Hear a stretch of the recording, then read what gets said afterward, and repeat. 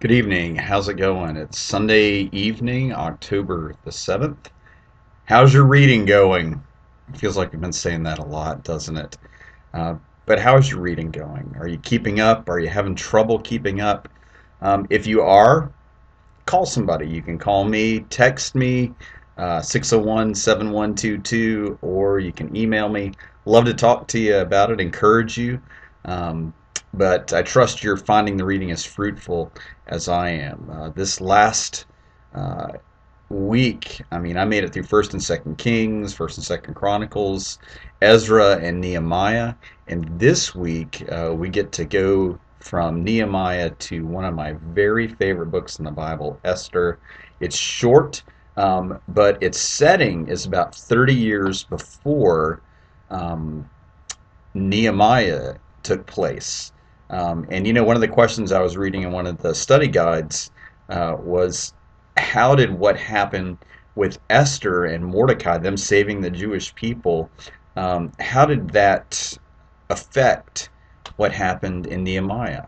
Really cool question to think about and to ask. It affected it very positively, I think. But it's a great story of courage under pressure and grace under pressure and awesome. It's a great story, period. After Esther comes Job, the quintessential book about suffering while you've lived a righteous life. Um, I can't help but be encouraged by it when I read it. You're floored by the lengths that God goes to let Job's faithfulness be exemplified before Satan. But it's interesting. The book probably took place, the story of Job probably took place in the setting of Abraham, Isaac, and Jacob.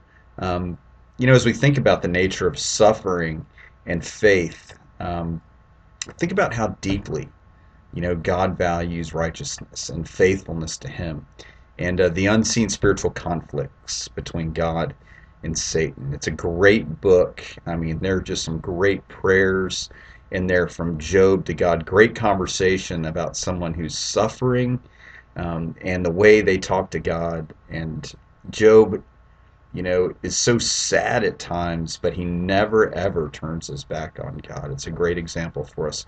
Psalms, what is there to say? It's the songbook for the church for the last 2,000 years. Unbelievable, um, poetic, touching psalms from King David, Solomon, and other writers who are sort of unknown and some who are kind of speculated on. Great reads.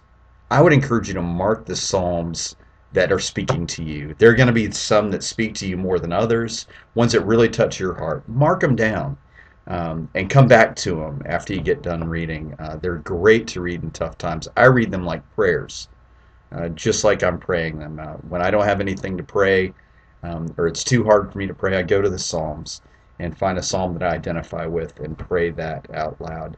Um, it's a great book. There are lots of Psalms, and we'll be in there for a few days. But God bless you.